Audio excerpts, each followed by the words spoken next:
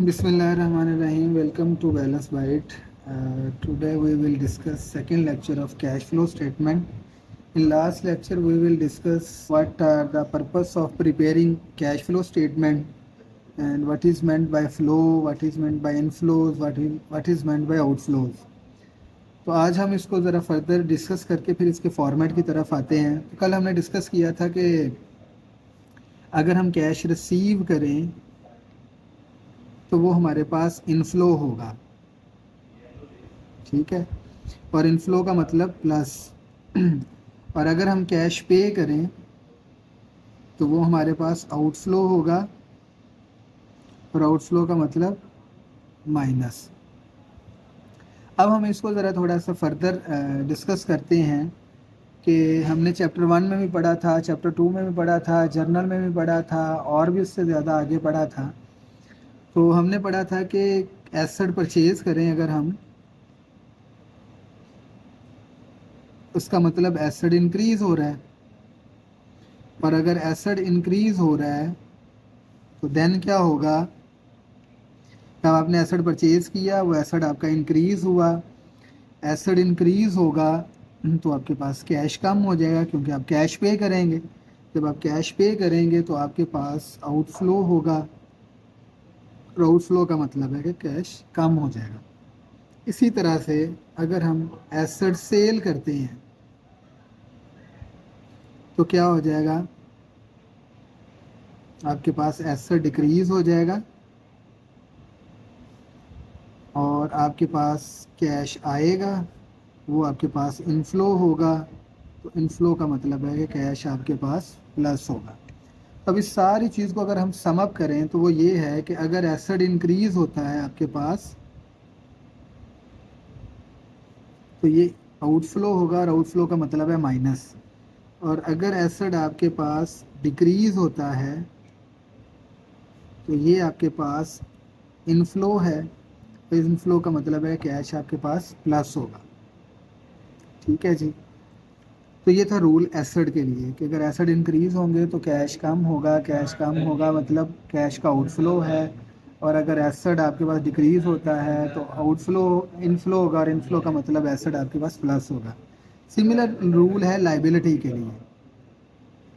Liability अगर आपके पास increase हो रही है तो ये इनफ्लो है, इनफ्लो का मतलब कैश प्लस होगा, और अगर आपके पास लाइबिलिटी डिक्रीज़ हो रही है तो ये आपके पास क्या है, आउटफ्लो है, और आउटफ्लो में कैश क्या होगा, माइनस होगा।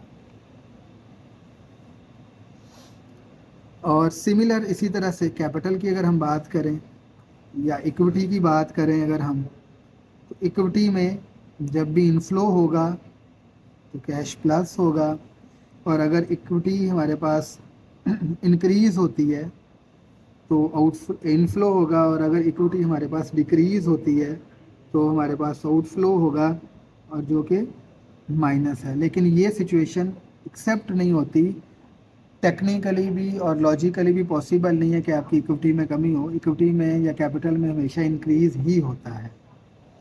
कल फिर हमने ये भी डिस्कस किया था कि दो मेथड हैं, और आपके इन दोनों मेथड्स में हमने जो है वो इनडायरेक्ट मेथड से क्वेश्चन सॉल्व करना है, और इनडायरेक्ट मेथड में हमने क्या काम करना है उसका फॉर्मेट है, और उस फॉर्मेट को आज हमने डिस्कस करना था।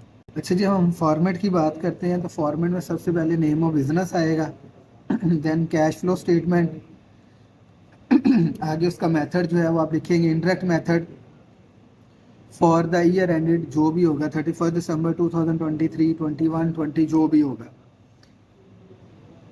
अब सबसे पहले ये स्टार्ट होगा cash flow from operating activities. तीन तरह की एक्टिविटीज़ थी जिनके थ्रू हम कैश जनरेट करते हैं।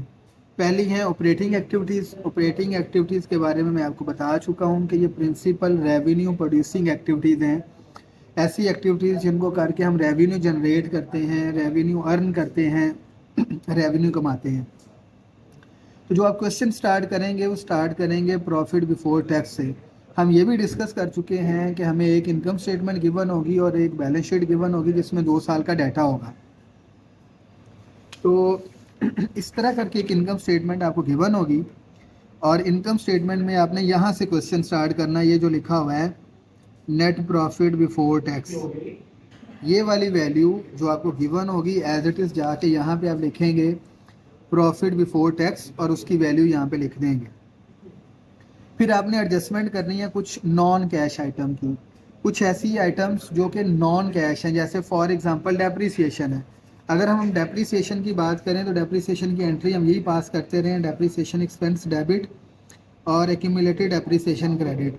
तो यहाँ पे किसी भी जगह पे ना तो कैश रिसीव हुआ है ना ही कैश पे हुआ है, तो ये एक नॉन कैश आइटम है। सिमिलर इसी तरह से गेन या से लॉस, जो गेन या लॉस आपका होता है नॉन करंट एसेट पे, ये भी आपकी नॉन कैश आइटम है। तो जितनी भी नॉन कैश आइटम्स हैं इनको आपने क्या करना है, इनकी एडजस्टमेंट करनी है। तो आप अगली हेडिंग देंगे adjustment for non cash item. अब ये भी आपको गिवन होगी, जैसे यहाँ पे आप देखें तो ऑपरेटिंग एक्सपेंसेस में आपको डेप्रीसिएशन गिवन होगी।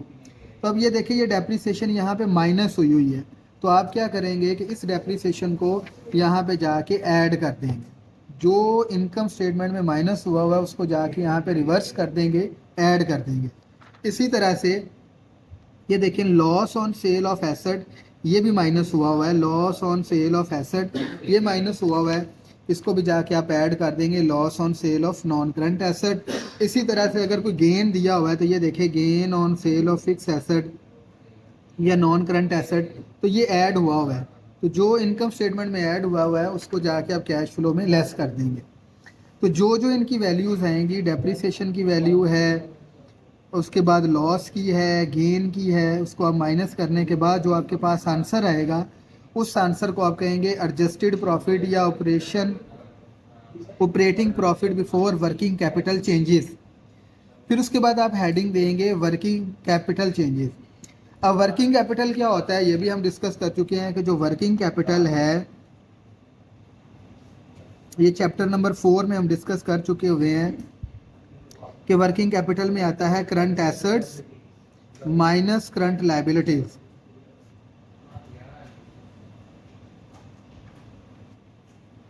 तो ये सारी इंफॉर्मेशन आपके पास बैलेंस शीट में गिवन होगी। जो क्वेश्चन में आपको बैलेंस शीट गिवन होगी उसमें 2 ईयर की बैलेंस शीट होगी, फॉर एग्जांपल 2022 की और 2023 की। तो आपने कंपेयर करके बताना है कि कितने एसेट में इंक्रीज़ हुआ, कितने में डिक्रीज़ हुआ, कितनी करंट लायबिलिटी इंक्रीज़ हुई, कितनी करंट लायबिलिटी डिक्रीज़ हुई। तो आप यहाँ पे लिखेंगे इंक्रीज़ इन करंट एसेट। अब करंट एसेट में क्या आता है, करंट एसेट में आपकी इन्वेंट्री आती है, अकाउंट रिसीवेबल आते हैं, नोट रिसीवेबल आते हैं, स्टॉक आते हैं। तो जितने भी आपके करंट एसेट इंक्रीज़ होंगे वो सारे के सारे आप ये यहाँ पे माइनस होंगे, और जितनी भी आपकी करंट एसेट डिक्रीज़ होंगे वो आपके पास ऐड होंगे, क्योंकि हम पढ़ चुके हुए हैं कि इंक्रीज़ इन एसेट जो होता है वो आपका आउटफ्लो होता है और आपके पास माइनस होगा। इसी तरह से जितनी भी आपकी करंट लायबिलिटी इंक्रीज़ होंगी वो ऐड होगा, और जितनी भी आपकी करंट लायबिलिटीज़ डिक्रीज़ होंगी वो माइनस होगा। इन सब का जो भी आंसर होगा उसको हम कहेंगे कैश जनरेटेड फ्रॉम ऑपरेशंस। फिर इसमें से हमेशा 2 चीज़ें माइनस होंगी, टैक्स पेड और इंटरेस्ट पेड। तो ये भी आपको यहाँ पे इनकम स्टेटमेंट में दिया होगा, ये देखें इंटरेस्ट पेड ये दिया होगा, और यहाँ पे टैक्स एक्सपेंसेस या इनकम टैक्स कुछ भी दिया होगा। तो ये दोनों जो हैं ये आप जिनके ऊपर मैं स्टार बना रहा हूँ ये आपको गिवन होंगे, तो इन दोनों को आपने यहाँ से आके माइनस कर देना है। टैक्स पेड भी माइनस होगा और इंटरेस्ट पेड भी माइनस होगा, और इसका जो आंसर होगा वो सारे का सारा आप यहाँ पे आउटर कॉलम में जाके लिख देंगे, और उसके सामने लिखेंगे net cash inflow from operation. अगर प्लस में आंसर होगा तो इनफ्लो होगा, और अगर आंसर माइनस में होगा तो ये आउटफ्लो होगा। देन आपके पास सेकंड जो है वो एक्टिविटी स्टार्ट होती हैं, और वो एक्टिविटीज़ हैं आपकी इन्वेस्टिंग एक्टिविटीज़। जब इन्वेस्टिंग एक्टिविटीज़ की हम बात करते हैं तो उसमें सारे के सारे आपके नॉन करंट एसेट आते हैं, फिक्स एसेट्स आते हैं। तो अगर आपके रूल वही है कि अगर आपके नॉन करंट एसेट इंक्रीज़ हो रहे हैं तो डेफिनेटली वो माइनस होगा, आउटफ्लो है, और अगर आपके नॉन करंट एसेट डिक्रीज़ हो रहे हैं तो आपके पास कैश आ रहा है तो कैश प्लस होगा। इन दोनों का जो भी आंसर होगा वो यहाँ पे आप लिखेंगे, और उसको आप लिखेंगे नेट कैश इनफ्लो या outflow from investing activities. Then last one है cash flow from financing activities. Financing activities में भी आप देखेंगे अगर तो आपकी लॉन्ग टर्म लाइबिलिटीज़ बढ़ रही हैं, लोन बढ़ रहे हैं, तो आपके पास इनफ्लो होगा, और अगर आपकी लॉन्ग टर्म लाइबिलिटीज़ कम हो रही हैं तो आपके पास आउटफ्लो होगा।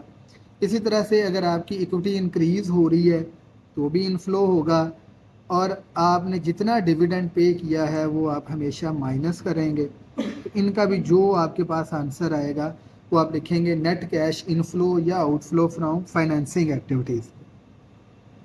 देन आप क्या करेंगे, इन तीनों का एक सम कर लेंगे, इस वैल्यू का, इस वैल्यू का और इस वैल्यू का, या वो आंसर प्लस में होगा या माइनस में होगा। अगर प्लस में होगा तो इनफ्लो होगा, माइनस में होगा तो आउटफ्लो होगा। देन आप क्या करेंगे, ओपनिंग बैलेंस ऑफ कैश, यानी करंट एसेट में कैश में का जो बैलेंस दिया होगा वो ओपनिंग बैलेंस आप ऐड करेंगे, और वो हमेशा इक्वल होगा क्लोजिंग बैलेंस के। अगर वो आपके क्लोजिंग बैलेंस के इक्वल ना आया तो इसका मतलब आपका क्वेश्चन ठीक नहीं है, आपका क्वेश्चन गलत है। तो क्वेश्चन आपका पेपर में पता चल जाएगा कि कैश फ्लो का क्वेश्चन आपका ठीक हुआ है या नहीं हुआ। तो ओवरऑल अगर हम बात करें तो 3 एक्टिविटीज़ थी। सबसे ज़्यादा जो काम है वो आपका ऑपरेटिंग एक्टिविटीज़ के ऊपर है। आपकी जो इन्वेस्टिंग एक्टिविटीज़ है उसमें सिर्फ नॉन करंट एसेट्स की बात होनी है, और फाइनेंसिंग में आपके लॉन्ग टर्म लाइबिलिटीज़ की और इक्विटी की और डिविडेंड की बात होगी। अगेन तीनों एक्टिविटीज़ को आप यहाँ पे प्लस करेंगे, फिर उसके बाद आप जो है वो इसमें ओपनिंग बैलेंस कैश का जो बैलेंस शीट में आपको गिवन होगा वो ऐड कर देंगे, तो हमेशा इक्वल होना चाहिए क्लोजिंग बैलेंस के, तो आपका क्वेश्चन ठीक होगा। This is and for the cash flow statement basic plus format. Next lecture में हम इसका क्वेश्चन सॉल्व करेंगे। Thank you very much. किसी किस्म की कोई क्वेरी हो तो आप कमेंट सेक्शन में जाके कमेंट कर सकते हैं। अल्लाह हाफिज़।